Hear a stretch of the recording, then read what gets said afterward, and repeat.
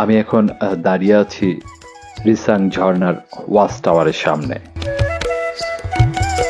এই ওয়াচ টাওয়ারের পাশেই রয়েছে রিসাং ঝর্ণায় যাওয়ার সিঁড়ি।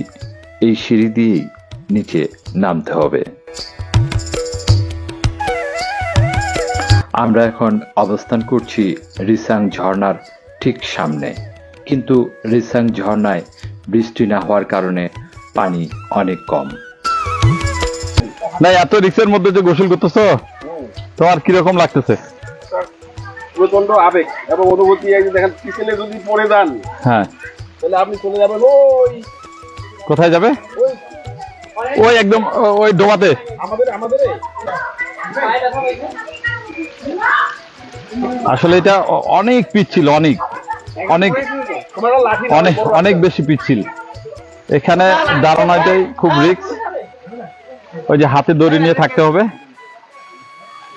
দড়ি ছাড়া দাঁড়ানোর কোনো উপায় নেই এখানে। রিসাং ঝর্ণার প্রবেশপথেই অনেকগুলো ফলমূলের দোকান রয়েছে। ঝর্ণা দেখে উপরে উঠে আসার পর সবাই অনেক ক্লান্তি বোধ করে, আর এই ক্লান্তি দূর করার জন্য ডাব, আনারস আরও বিভিন্ন রকমের ফলমূল পাওয়া যায় এই দোকানগুলোতে।